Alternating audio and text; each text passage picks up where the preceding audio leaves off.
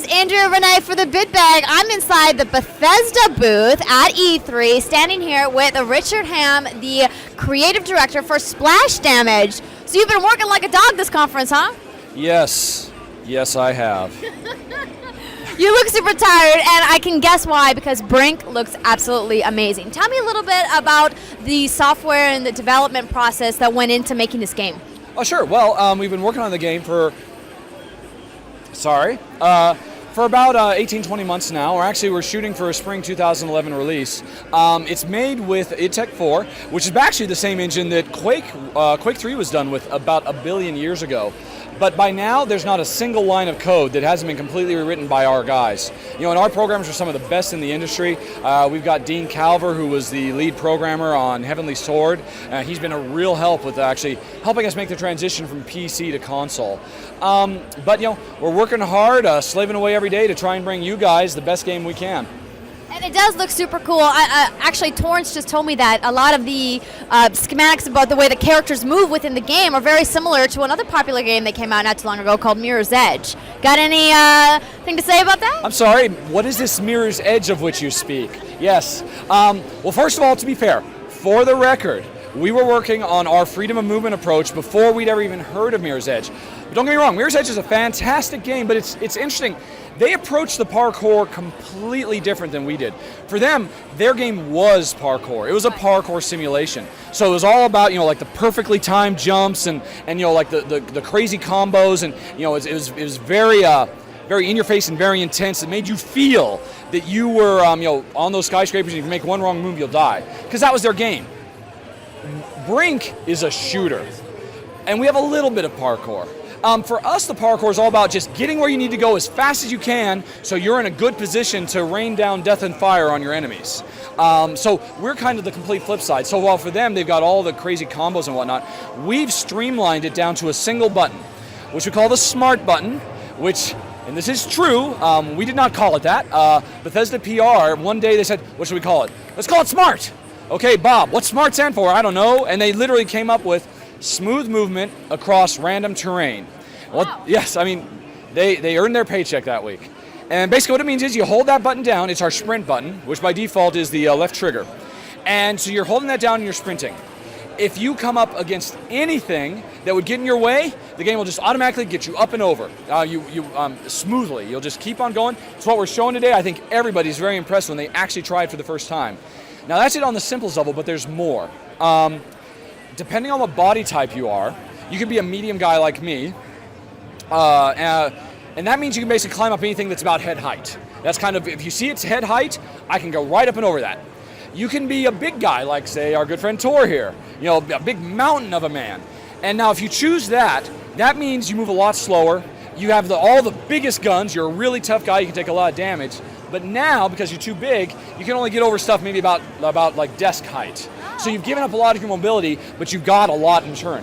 Now on the flip side, you go for the acrobatic type, which I'm going to say is kind of like yourself. You're very svelte, you're very lithe, and okay, you're not very strong. You're stuck with just like the little lightweight weapons, and you know, just a strong breeze will knock you down. But now, using the smart button, you're not limited to like head high things like I am. You can climb up 15-foot tall walls, and when you get up to the top, you can wall spring off, and you know, you can do all kinds of really cool combinations. So there's a lot of variety within smart. And there's one more thing I should mention for the hardcore fans of, you know, a bit bag. The smart button is kind of like a gateway button that kind of gets you into the parkour. You can hold the button, it takes care of everything for you. But if you're the kind of player who's a little more hands-on, likes to do things himself, you never have to touch that button. You can do everything with the smart button with combinations of crouch and jump. And if you do them yourself, what happens is you actually are more efficient. You know, normally, if I run up to the wall, I'm going to climb, and I'm holding the smart button, I'll run up, and then I'll stop, and then I'll start climbing. Very smooth, really nice and easy. If I'm a smart player, a really good player, I'll run up before I hit the wall. With good timing, I hit the jump button, I'm flying through the air, I grab onto the wall, and I just immediately pull myself up and over.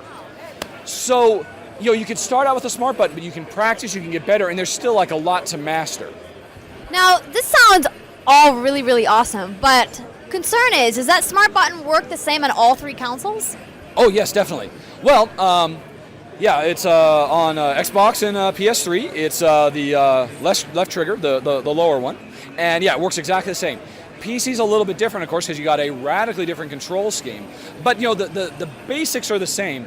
Actually, what the big thing about PC is, because you got so many buttons, you're not really limited to just what you can get with these two fingers. We can actually take all these functions and spread them out, and the player can customize however they want. So, if you don't want on this button, you want to separate it. You want to. You want to put your peeking, leaning, and left and right on these buttons. That's totally cool. Whereas on console, you have a little bit less variety. But I think it works well on all platforms pretty equally. Oh, well, that sounds very, very exciting. But I do want to kind of call you out on something. You were talking about different kinds of characters, medium, big, and then svelte like me. But I happen to notice that there are no female characters in your game. I'd like. What do you have to say for yourself? All I can do is apologize. And seriously, and to you guys too. Totally honestly, very early in development, we were actually planning out what we were going to do with this game, and we wanted to do female characters as much as anybody else. Our head concept artist, Laurel, is a lady, and she was doing incredible variations of large, medium, and small body types for females too. It was very cool. We were really excited about it. And we even built a couple of models. Hopefully someday if we ever get to do like an art of Brink, we can actually show players. Our female character model, her name was Divya, and she was absolutely gorgeous. She was medium, but we could actually modify her so she would go svelte. It was clearly working, but as we worked on it more and more and more, we started running into, I'm not going to say trouble, because we could have solved these problems, but if we put a female character into the game, we don't want to do it half-assed. I can say half-assed, right? Yes, you can swear online. We don't want to do it fucking half-assed. We don't want to just, let's just throw some breasts on a regular guy and have him run. She needs to run like a woman. She needs to act like a woman. And I don't mean just bouncing breasts. I mean, the way her hips move, everything. And so if we put them in, we suddenly have twice as many animations have to fit in memory. Not only to fit in memory, we can solve those problems, but twice as many animations that we have to actually make. So that's just one of the big compromises we have to make. The same is true for clothing as well. Because we don't want to just, hey, let's just slap the male clothes on the female body. We would want to do it right. We'd want to make a female version of everything. Suddenly everything takes twice as long, and we have about roughly half as much customization in the way of the game. So we talked about it long and hard. We talked about it with Bethesda. We did focus tests. We did our research and decided that at the end of the day, it was better for the game. Sorry, this is a really long-winded answer, but this comes up a lot. And I really just want to be honest with everybody. We decided it was better for the game to give more variety within the one sex as opposed to literally cutting everything in half. We don't be able to do half as many unique actions because we only have half the memory for animations.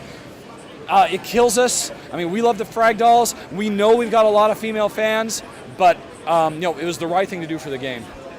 It's all right. We'll forgive you if you can make us some kind of weak promise that I might let you out of later if you say that in the next installment of the game, you will bring a female in. I will happily make a weak promise that you can let me out of later that in the next installment, we will bring in a female character in the game. That's all I can ask for. Thank you so much for your time today, Richard. I hope you enjoy the rest of the conference, and we look forward to seeing Brink. All right. Back to work for me, though. All right, guys. I'll check you later. There's something about the name, Hershey's Nuggets, that doesn't sound right. Ow!